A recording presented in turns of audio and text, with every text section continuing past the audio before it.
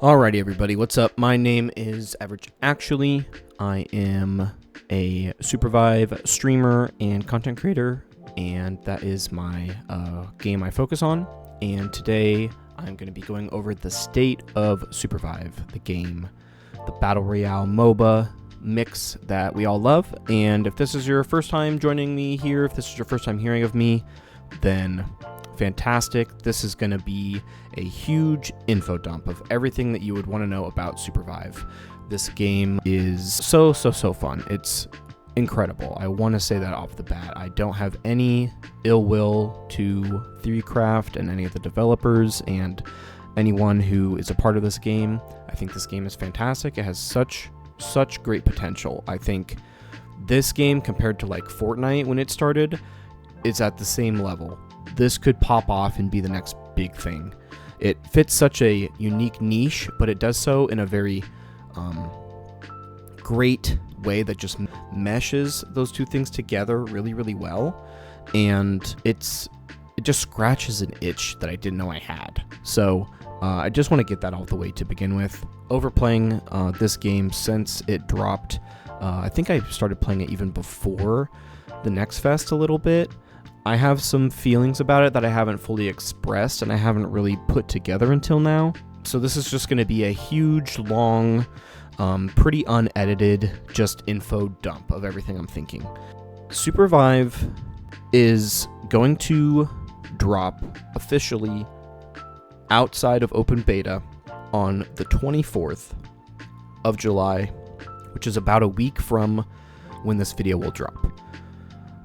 Everything that I might say in this video could change, but this is leading to people's trepidations around the game officially dropping.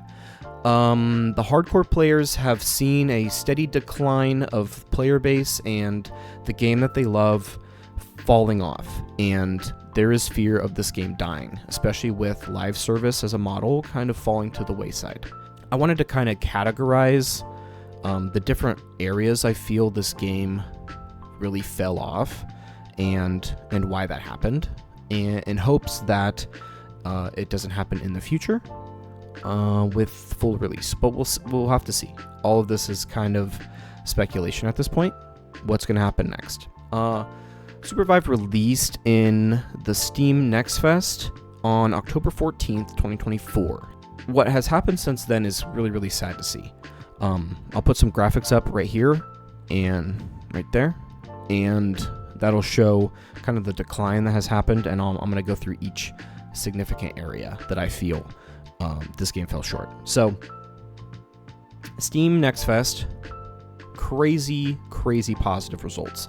This game was the top demo of the Next Fest, which is hard to do. There's so many games that come out. It was the most watched demo on Twitch. They also had a streamer tournament with Tyler One, Kadrol, Emaru, a lot of other big streamers, and it was pretty popular. It led to a crazy high peak of players. Unranked and ranked players would queue together and play through a map that is very different than the one we know today, a game that is very different from the one we know today, but it was still fun. It had its quirks, and it was an enjoyable experience. Get to open beta launch, which came actually November 20th. They used to have their own Theorycraft platform, but they moved it over to Steam integration, probably just to make things simpler. There's really no problem with that. And open beta launch saw over 1 million lifetime players sign up total. It peaked at about 48,000. So we'll just round up 50,000 peak of the game. That's so good. It's so good. That's like more than enough of a healthy player base. I would say like 10,000 concurrent players every month would be a healthy player base for a live service game where it's going to be free to play. It's going to be cosmetics and driven by the battle pass. And if you have enough people buying the battle pass at $5 per pass, that's going to be like $50,000, not even counting cosmetics, like per month. That should be pretty decent, I would think. I'm not in game development myself, so I wouldn't know, but that is going to be pretty healthy for a game. And 50,000, that's incredible. However, we get 1 week in, and we are already seeing a big drop-off of the player base. And there's a couple reasons for that. 1 week of playing the game, you have your solo queue players who are just hearing about this for the first time, who maybe weren't in on the initial Next Fest and only see this because it's popular on their Steam front page. And they come to play, and they go up against pre-made, full-stack teams who completely destroy them. Again, unranked and ranked players are queuing together. So you might have a team who has played this game for almost 100 hours already, probably even more, against a very new player. So that is kind of difficult to want to keep playing when you're constantly getting stomped. The MMR at this point wasn't the best. The difference in skill, the skill gap between those players was gigantic, and the early game also didn't have that much information for new players to learn how to play the game outside of diving in and playing the game. So imagine your only way to learn is to dive in head first, and every time you dive in, you're just getting smacked over and over and over again. That is not fun for a new player, and when you only have a few hours a night, maybe even a week for some of your standard gamers, they don't want to do that. They don't want to put that kind of time into a game to learn and get just destroyed. That's pretty devastating, and that really puts people away from the game. So that was a hurt for the game. Now you also have squads and duos, and the duo queue became only solos. So you couldn't ever queue with somebody to play duos. And then in squads, once you got to a certain level in ranked, you couldn't queue up with your whole pre-made. You could only queue up with a max of 2 people. So half your team is random. And again, ranked and unranked play together, so you might queue up with your duo of Masters Plus players and get paired with players who aren't even in Bronze, who haven't even touched this game. And you're expected to climb through these higher ranks with higher stakes, and that's not enjoyable. Also, you have OCE servers. I don't know how big that player base was, but that whole region didn't have their own servers. They had to connect to the nearest server at 170 ping. And unfortunately, Supervive and Theorycraft was not able to make any kind of reparations for that, just due to the state of the queue times if they were to make only OCE server. So those players kind of stopped playing the game, and that lost a decent chunk of the player base. It wasn't extreme because you still have Europe, you still have the US, which are pretty big, but to lose a decent chunk of your player base at that early in to a launch simply because you can't have a server there kind of hurts. Now also you have some new hunters who came into the game. You got Brawl and Jin, some of the brand new hunters that were really hard to fight against. Their kits were a lot different than the base kits of some of the main heroes, like Shrike, who is basically just a shoot you with my gun and do a lot of damage to you. They could dash. They had a skill that could connect them to a player so they can dash in, dash out, and also they had a lot of healing and a lot of mobility and one-shot potential, and the gap between those kinds of champions at this point was pretty big. If you had a player who really knew what they were doing with one of those characters, you were basically unstoppable, and that became really difficult to play against. Now, this is open beta. This is the first week of the game. People are going to be learning a lot, and the developers gave us a very decent laid out roadmap for what to come next. However, December 11th, we are down to 10,000 players concurrent. We have lost 80% of the player base. That is within 2 weeks, 2 to 3 weeks of release. That was a pretty big punch in the gut. And there's a couple reasons for this as well. Queue restrictions were reversed at this point. However, this whole time, you've been stuck with these ranked, unranked paired lobbies where you can't queue with your friend in duos. You're solo queuing, and you have no idea who you're going to run up against. When this is supposed to be a team-based game, there is no solo aspect to this game. It's only duos and squads. So you're reliant on your team. Now you also have a split of the player base because duo and squads queues aren't together. So you're splitting your player base there as well. So not only have you lost 80% of your players, now they're still split. Some of the pain points for new players: no respawn on death. So if you're dead, you have to get res to come back. No automatic respawn of any kind. You saw Fortnite add that in with reload, and also with the vans that you could spawn your team back in, because nobody wants to just watch their team run around and not play the game. Also, the map was pretty dark. There's not a lot of direction for where players were supposed to go, so they're constantly torn between, do I fight? A unique aspect about this game is there's also PvE. There's camps that give you XP and gold for your skills and also to buy gear.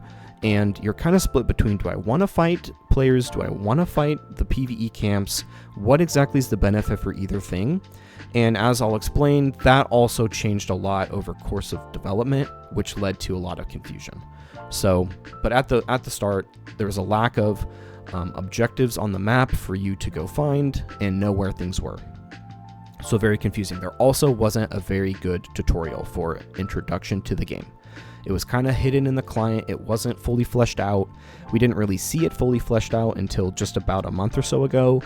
And that also is pretty difficult. Like I said, you have to jump into this unknown and just learn. And people don't have time for that. So that leads us into December 18th.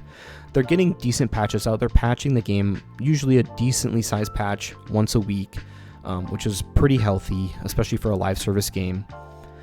However, we are now starting to see an even more drastic decrease in players. We're down to about 6,000 players at this point due to some of those big changes. We already lost another almost half of our player base. Here's where the game gets confusing. You have now, previous updates had shifted people to farm camps. So they would farm camps until they'd killed 20 of these PvE monsters, which in today's game would be 5 different camps, which you're not going to find in one area. So you'd have to move around the map, pretty decent area to cover, and that is finally the point where you feel strong enough to fight. And then they swung that pendulum all the way over into snowballing, and kills were so valuable that if you would land in one area, kill one team, you could probably snowball that to a win. So all you had to do was just kill one team. And they also have this swing with their leveling, where there's certain levels for your character that give you more skill upgrades. And the way that they handled that balance at the beginning was very touch and go for a while as well, which led to a lot of confusion of, where do I go next? What do I do? What levels up my skills? I really need access to my ult. How do I get that? And that led to January 8th. We are down to under 5,000 players.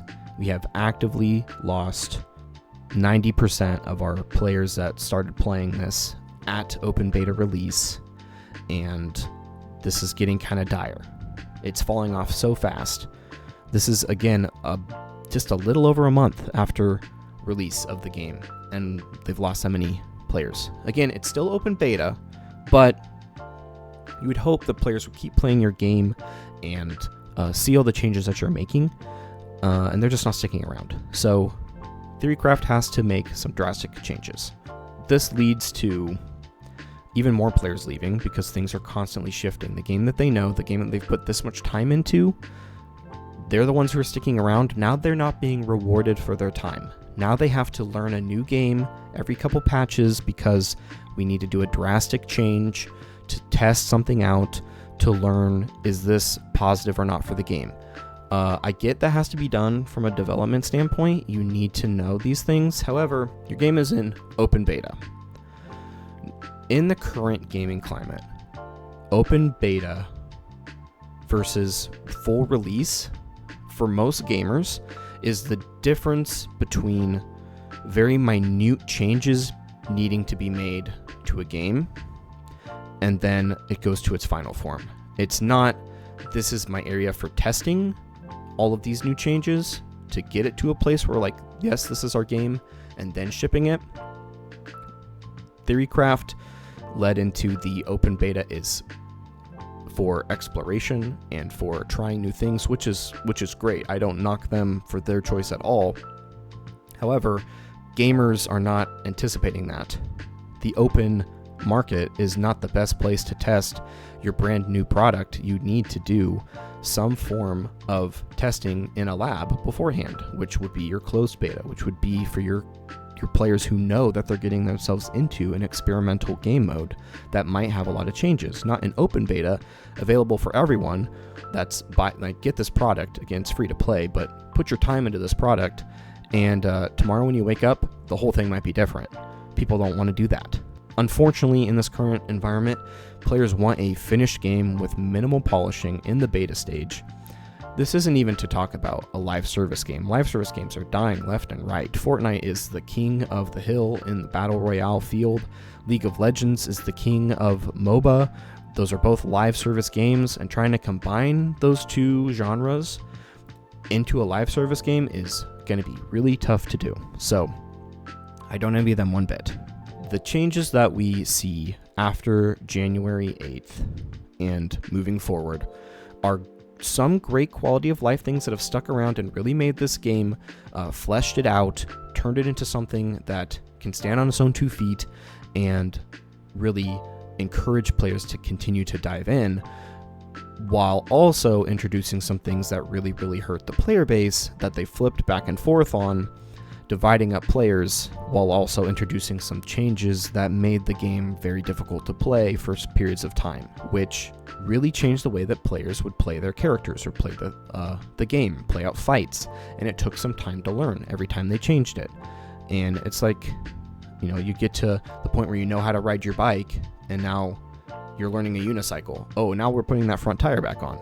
You're just constantly throwing people out of their element, and they can't get comfortable in your game. A couple big changes that were put in place also revolved around some luck aspects, which here's another problem of your MOBA versus your Battle Royale. So in a Battle Royale, you're expecting some degree of luck when you're opening up a chest. It's just a standard chest in Fortnite, say. I have a chance, a very, very, very minute chance to get a legendary item. So I never expect to get one, but when I do, that feels really rewarding. I'm expecting a common and uncommon and maybe even a rare to pop out. Now, in a MOBA, which is a multiplayer online battle arena, it's usually a more skill-based game like League. You have your character, you know what your character does, and also the goal of learning your character is to learn those interactions between the game and the other characters that are unique to your character, and those never change. Those only change by the degree of how much damage you might do or how long your effects might last on another player. Where you're combining these things now. You're combining this luck, this gamble, in a sense, with skill. I want my predictability, or do I want my crazy casino rolling that might reward me? High risk, high reward versus consistent knowledge about what's going to happen. And Supervive has swung again that pendulum back and forth on this area with too much randomness in their game at some points, and not enough at other points, making it very patterned. And again, the way you're trying to create this game is to find that sweet spot, and you're going to divide your player base. You're already catering to either Battle Royale fans or MOBA fans, and you're trying to smash them together in this beautiful marriage. And MOBA fans and Battle Royale fans aren't going to like specific aspects about the other genre. But you have to blend this out. You have to smooth off these edges and make these things work. Some of the specifics I'm talking about here are warped evolutions to gear. So when you have your gear, certain items would have a chance to roll into a different build path. So every gear you buy has a set 3 pieces of gear that it will upgrade into, and you know every time I buy this, it can turn into one of these 3, but they added a 4th option where that would roll, and it would be something from another tree, or say you have a weapon, it might have the chance to roll into a tank item that has extra bonus stats. And this brings in some fun. I would say this is a really positive thing that they added, but a lot of players had a really hard time digesting this at first, and it divided the player base. But I would say this is a very positive thing that has stayed in the game over the course of time. That will be, we'll have to see if that changes next week on official release, but we're not talking about that right here. So another thing that they added was a more predictable option, but gave some more variance to how you wanted to play out your game. They added a 4th level to all of your skills. However, you can only pick one skill to go up to level 4. Now, this does make fights interesting because you never know what the other player might have at their level 4 skill and which one they've upgraded, just as they don't know what you have. And for example, I play Kingpin a lot. He has a hook, and at level 4, its cooldown is reduced by 33%. However, if I want to upgrade his slam, which stuns people, that does more damage the higher up in the air I am. So that could change the way I want to play the fight. Do I want to try to hook everybody in, or do I want to try to have this gigantic, all-in-one-go, high-risk, high-reward slam that's going to have a huge payout if I hit it? That's also going to change how the enemy fights against me. They are not sure which way I want to go, so they have to be a little bit more hesitant. Do they keep their distance? Do they go in? Do they move around? It keeps things interesting. And I think that's another positive thing that they've added. But they were constantly switching the rework and unreworking of the leveling system. Is it going to be locked per day? Are you going to have to kill so many camps or players before this grants you access to the next level? That constantly changed, so you weren't really sure when you were going to be able to get that 4th level skill for a little bit. Some of the things that they did to make the game a little bit more easy was they added audio blips on the map, so when a certain level of activity was happening in an area, it gives a little bloop bloop on the map, so that if you're paying attention to your map, you can kind of know, okay, there's players around me, rather than it being totally dark and them coming out of nowhere, which is part of the fun of the Battle Royale. But since it's top down, you don't have access to look around and see things from far away. It gave that bit of direction for players to, like a MOBA, be able to tell a little bit more than what's just on their screen, which I think is a really good change as well. The last thing that was changed was making PvE monsters more predictable. There's a area that monsters get to where you can do a larger burst of damage by stunning them or hitting them with an ability. It's called Stagger in this game. It used to be kind of random, so you never really knew when it was going to happen. You had to pay attention to the creature, and this was also a skill that wasn't explained. You had to kind of learn it, but they made it very much more apparent and more predictable when this is going to happen for each creature. So they took that randomness down a little bit in that scope. They widened it in some other areas, and overall, this was more positive. Some of these changes were shadow dropped and not explained until the next patch. So people who played the game a lot were like, something's off about my game. Something's different. Something doesn't feel the same, whether for good or for worse. This might have been known about in Discord or the more tightly knit community, but I was not involved in that community when all these changes were happening. So I don't know. But my assumption, based on the way that they've handled it since I've been playing again, is that it probably wasn't shared anywhere. That's another part of MOBA versus Battle Royale that is interesting, because the skill curve for a MOBA is pretty steep. It's got a pretty easy barrier to entry, just like Fortnite and other Battle Royales, but to get better at the game, it's a pretty drastic skill gap. You have to know a lot about the game, you have to know specifics about how things work, and that is how Supervive plays overall.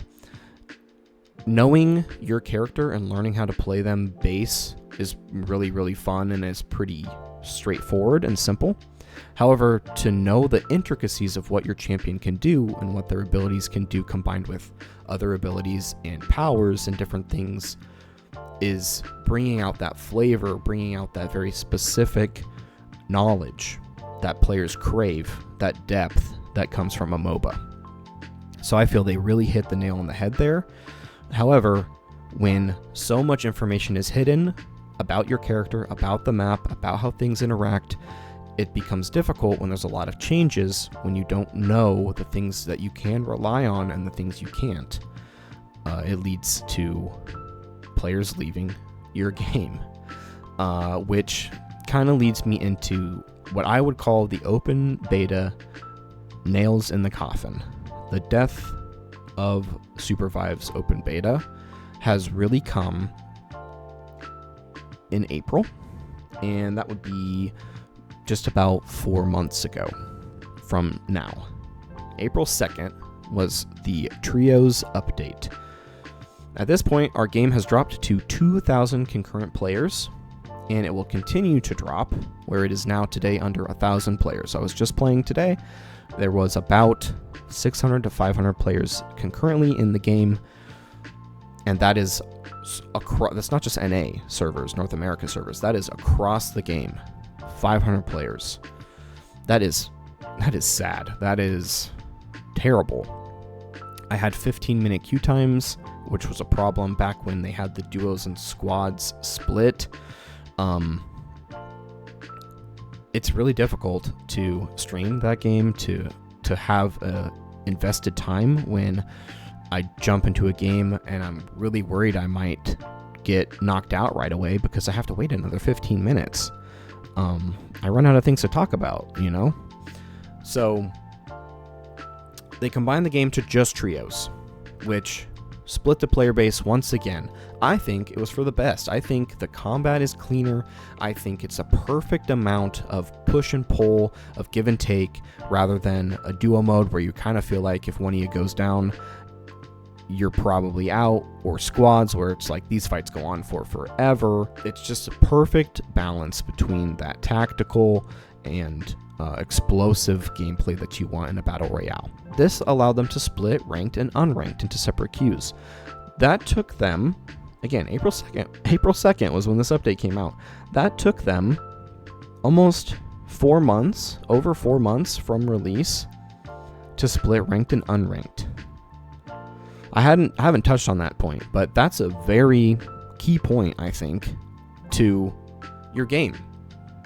Is my ranked players who really want to dive in and really want to get good at this game have to play with players who sit down and just maybe want to just see what happens, want to try a new character, want to just kind of throw stuff in the wind and see what happens.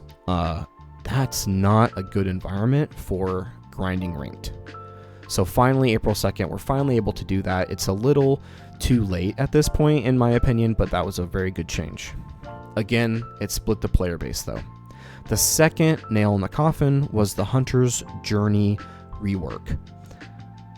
After 4 months of complaints, Theorycraft had heard, man, this is really difficult for new players to learn everything about our game. We don't have a tutorial really set up yet.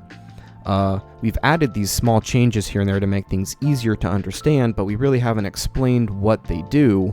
So let's minimize the decisions they have to make. But this comes with the caveat that they can't play ranked until they hit a certain level on their account. They don't have access to that game mode.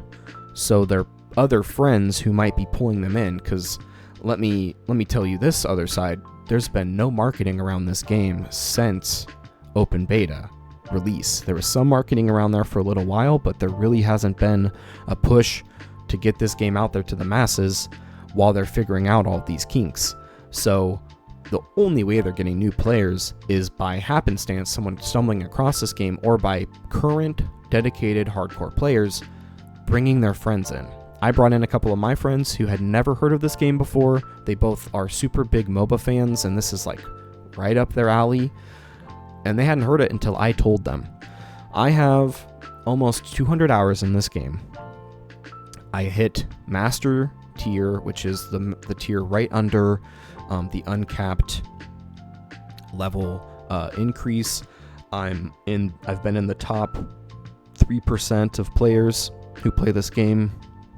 Unranked and ranked, the differences between those two modes is night and day. Unranked is slow, kind of dragged out. Players kind of don't know what they're doing. You get paired with somebody who is just starting on this game or feels like they are just starting, and it's really difficult to give them direction, even with all of the changes that have been made. I can't even imagine what that was like for a player before all those quality of life changes were made. Ranked is, if you're not doing something, you're losing time. Like, it is go, go, go. It is to this, to this, to this. You have a clear plan. If you're not coordinated, you're out of there, and then you dive into unranked, and it's just a slog. It's so much slower paced. It doesn't have that drive that ranked does, where you really, really want to get ahead, and you really, really want to push your limits to rank up. It's just, whatever. Like, I don't care. My teammates don't care. I'll sit in another 10-minute queue, not caring. I got a new account. I did a Smurf account just to see what that climb was like. It took me, and I would say my climb was pretty standard. It took me 12 hours to get to the point where I could play ranked. But for a new player, that might not be so bad. I would say the 12-hour timeline is kind of long. It is difficult because if I'm just hopping onto a game, I maybe only have 2 to 3 hours a night if I'm your average person. And that probably isn't going to be every night. That's going to maybe be on my weekend, like my Friday, my Saturday. So I've got maybe max 6 hours. And if I want to pour all of that time into this new game, that's going to take me a dedicated 4 sessions, maybe more if things don't go very well. And that's going to be a lot of games. I unfortunately couldn't count the exact number of games, but every session was probably around 6 to 8 games. So, and I was only doing it for like 2 hours at a time. So I'm just going to approximate. It's going to take you probably 40 to 50 games played just to get to ranked. And you do unlock a decent amount of hunters in that time. You unlock, I had 11 unlocked. So that's a pretty okay amount. That's about half of the characters that you can play as. But it takes a long time. It's kind of a drag. And the reason I say it's a drag for me, and I get why they did this. I do understand the need to have this in place so that a player who is one of the best in the world at this game can't just make a new account and go destroy all of the new players in unranked and make that not fun. There needs to be some kind of barrier to entry for these new players. But they cut off at Masters your queue with your whole squad. I can only queue with one friend in a trio. And then if I would ever have hit the Legend, which is their highest tier, I can queue only by myself. I can't queue with anybody else. So the hardest possible rank with the most stakes, I can't go in with people I know. I have to play with randoms, and you can get paired with silver players in any lobby. So now there were some pretty dang good silver players out there, but if I'm committing a huge chunk of my ranked points into this game and I grind this thing all the time, I'm like rolling the dice at what kind of players I might get at that level.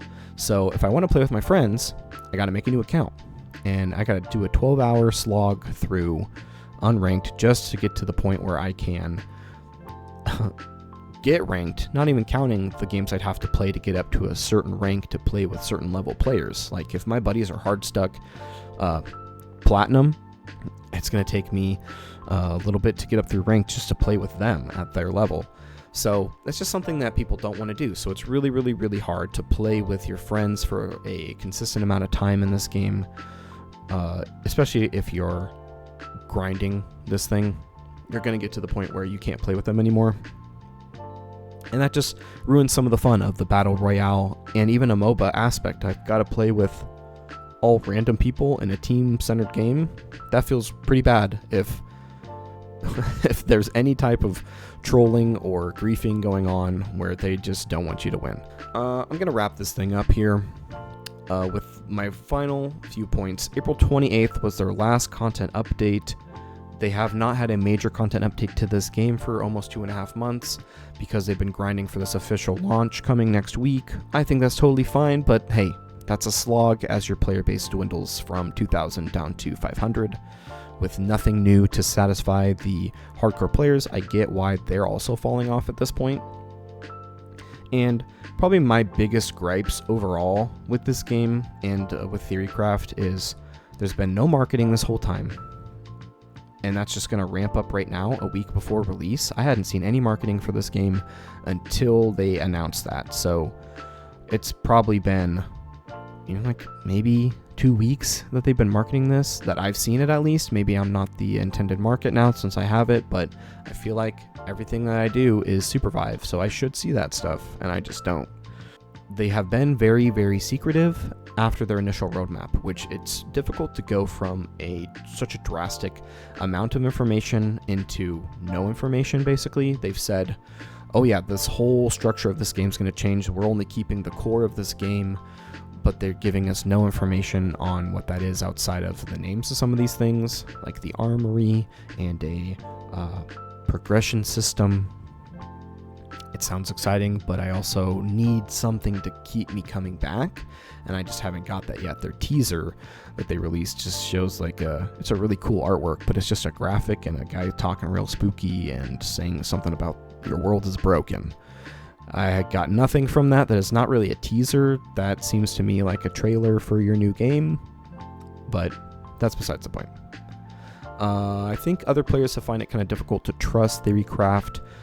I get where they're coming from. I get why there's some difficulty with seeing where this game's going to go because of the back and forth that has happened with the changes in this game and all the updates and stuff, but I also know Theorycraft has to do what they have to do to make this game successful, and maybe there is some data that they needed to record that required them to keep it secret so that people didn't know, to see if players picked up on these things or not. That's totally understandable. It's just difficult when you go from such a wealth of information down to next to nothing, and it just feels kind of like you got ghosted. It never feels good.